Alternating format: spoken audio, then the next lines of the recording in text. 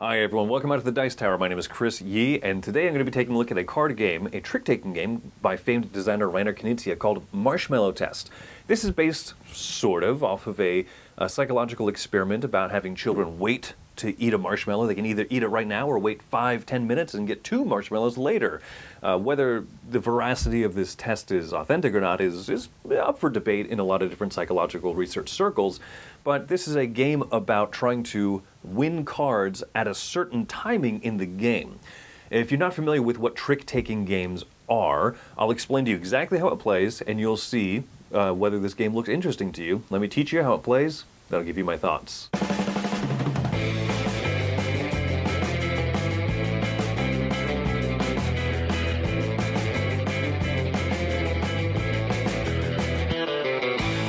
Here's an example setup of a game of Marshmallow Test. You'll see that this is a setup for 3 players. Each of them is dealt 12 cards. There's also these scoring markers here in the middle of the table that are little marshmallows. Players are going to be trying to earn 20 of these, and the first person to earn 20 will win the game immediately. Now, the way that these are won is they are considered at the end of a round. Also, you'll notice that these are squishy. Gotta show that off. Squish. Okay. So, race to 20 points. This is considered a trick-taking game. If you're not familiar with what that means, don't worry. I'm going to teach you exactly how that plays right now. Every player is going to be able to look at their own cards, and oftentimes you organize them by color so that it's easiest to kind of keep track of. Now, every player is going to see their own cards privately, but I'm going to put these all face up so you can kind of see how this game works.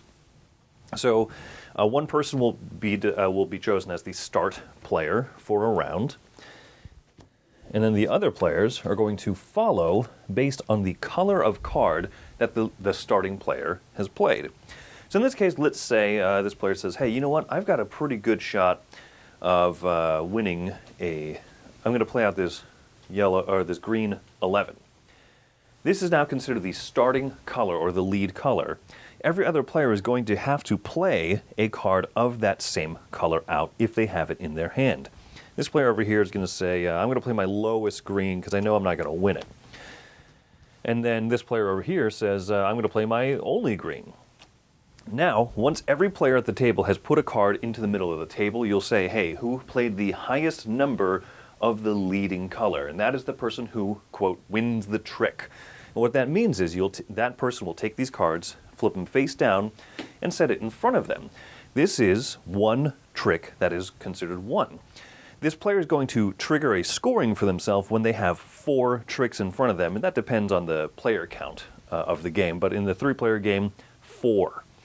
So now the person's going to lead again, and let's say that they like green, they're doing pretty well, but they're going to throw out the green 10. This player has to play their only green card. Remember that these are all hidden from the other players.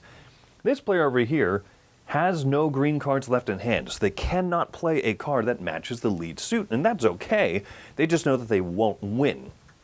Even if they played the highest number, because blue was not the leading suit, this would not win. So instead they're going to put out this one because it's the lowest card, one of the lowest cards they have. This player now is going to win a second trick. And now they're going to go ahead and throw out a yellow 1. And this person says, I want to win one of these. I'm going to throw out my 9. This person throws out the 7. You'll see that now another player has won the trick, whoever played the yellow 9. So they win this, put it face down in front of them, and now they're going to lead out, and everyone's going to keep playing cards out to the table, winning tricks, so on and so forth. Whoever wins the trick leads out the next card, and so we just kind of keep playing this way until eventually one player is going to have won 4 tricks in front of them. Now let's say that this player does this one and wins here. After players play these out, they have the highest lead suit card. They've now got that 4 tricks that I mentioned is going to trigger their scoring. So how this works is this player is going to earn points, little marshmallow pieces, based on how many tricks the other players at the table have won. 1 for this player, 1 for this player. That means they only scored 2 points. They were the first to get to the scoring condition, but they've only won 2 points. The rest of their cards are now discarded, face down to the side, face down away from play. If they want, since this is the person that won, the leading person will pass over to this player. They're going to keep playing out cards, and eventually, this player can also win 4 tricks by doing this. Now this player has triggered their scoring by winning 4 separate tricks. They're now going to add up the number of tricks the other players at the table have won, 4 plus 1, so they get 5 points. They're also out of the round, meaning that this last player scores no points for the round whatsoever. The round just immediately ends once every player but one has triggered a scoring. So that's it for the first round. Now this is a race to 20, so you're going to discard all of these cards, reshuffle, and distribute cards back out to all the players. Now this player who didn't get any points gets a nice compensation. They get to look through their hand and see, hey, you know what? I'm going to pick what is going to be considered the trump suit or the trump color. I've got a lot of green cards in hand, and they're pretty good numbers. So this person then gets to lead out the round, and they get to say, hey, you know what? Green is going to be considered the trump color, or basically the winning color whenever you play a green. So what that means, for example, let's say that this player over here started this person would lead, right? But in a situation like this, where this player puts out a red card and leads with it, this person over here does not have any red cards in their hands. So they could play any number, any color, right, of any number. They know they're not going to win this particular trick. But if they play out one of the trump suit colors, that means that the winning color is now changed to green. And now the highest green is going to win. So this player over here doesn't have any reds in hand either, so they have to play, or they can choose to play whatever card they want. In this case, they'll just choose, some low card number because they know even if they put out one of the green cards, the highest green would win. So they're going to throw this one out here. Now, this player has won by using their trump color. So whoever does not score points in the round is going to be the person that gets the advantage for the next round. As I mentioned, you have to play like this until one person has 20 points and immediately scoring ends, and that person's the winner. I'm going to start off by saying I really like this game. I think this game is very, very fun and clever. It has a particular look to it, right? The aesthetic on the box is not as appealing, perhaps, and one could say that the cards art is a little bit kid-ish, but that's one of the cool things about this game is that this game is very appealing.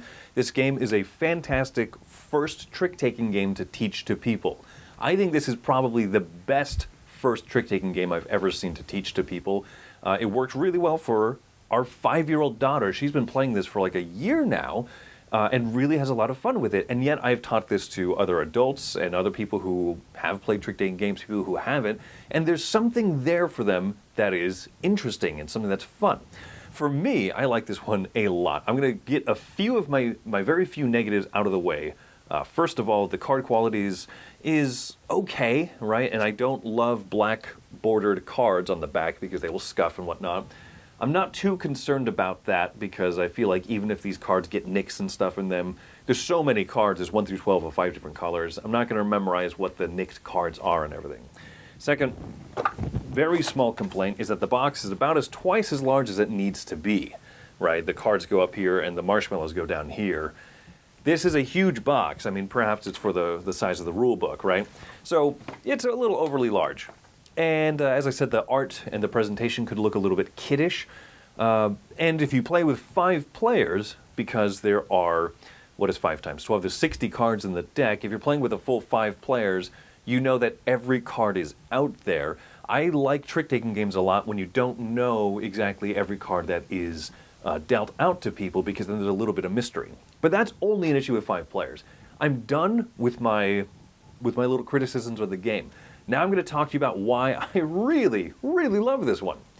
When you're playing with 2 through 4 players, right, there's a lot of cards that are not dealt out, so you don't know exactly what cards are out there. You have a red 7. That might be the highest red that's dealt out among the people at the table. It's possible. A 10, very likely the highest card dealt at the table, but it might not be, and I like that mystery. I'm going to lead out with a red 10, and I'm looking around at the table seeing if anyone else is going to play higher than me. Now that also has a gamble to it because of the timing of the scoring of this game.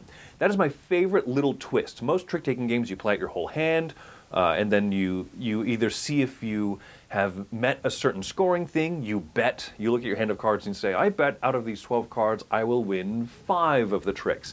That's a hard thing for a first-time trick-taking game player to know, to understand. Hey, this hand of cards is really good. 5 is a fairly high bet. 7, oh my goodness, you're going to win over half of them, right? 2, I don't know, right? There's no frame of reference when you start off like that. This is easy. Win 4 tricks, or if you're playing a higher player count, win 3 tricks, or playing 2-player even, which works surprisingly well. The first person to win 6 tricks. That triggers your scoring. But you need to wait for other people to win tricks, otherwise your scoring could be 0.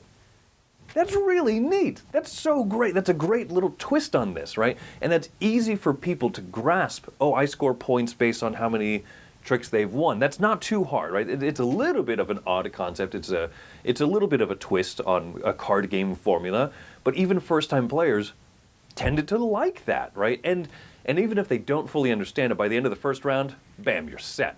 Rounds are quick. The whole game is quick because you're only playing to 20 points. If you want to play to 25, 30 points or whatever, I guess you can, right? That's not an issue. You can make the game longer, but the game does not outstay its welcome. And that's another thing that a lot of trick-taking games do, is they're too long, or they're too many rounds, or you have to play until too many points.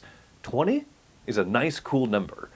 It requires basically that there should be at least 3 rounds to the game, even if the same person gets maximum points every single time. It's still at least 3 rounds. I think that's good timing. I really like there's little subtle strategies that come out. One time I was playing this game 2-player, just my wife and I, and she kept losing all the tricks on purpose to me, even when I tried to play low cards out. And basically I won 6 tricks in a row and she won 0. I won the round, but I got no points out of it. And then she got to be the person who chose the trump suit, the trump color for the next round. That's a huge advantage. That's really good playing on her part to get this good advantage and to stick me with no points, or even just 1 point or something like that. Not a big deal, right? That's really cool. The fact that you don't play with a trump color for the first round of the game makes this game really easy to introduce to people. Really easy. Because what that means is you play a first round of the game, the entire first round, then you introduce one slightly new concept, and that new concept is really advantageous to the person who was disadvantaged that first round, and they get to have a little bit of extra fun. I love that, right? And in my example, green was the trump color, but that person chose green, but I might have a few green. That might actually work really well for me as well, so there's a lot of fun to be had around the table. Like I said, very few nitpicks about this game, but I like it so much. Even as a person who has played many trick-taking games, I think this is one of my favorites. This is really clean and really fun, and I like teaching it to people. So for that reason, I'm going to give this game an 8.5. That is a seal of excellence. This could be higher if even little things like the production quality of the cards or whatever, but overall this is one of the highest grades that I could give for a game that's this light and quick and speedy. I really recommend this one. Plus, if you're looking for a game that has like a cute candy theme, these nice little pieces draw people in. There's so much good about this game. So 8.5 seal of excellence from me for Marshmallow Test. Thanks so much for coming by the Dice Tower. Until next time, have yourselves a great one. I've been Chris Yee. Take care.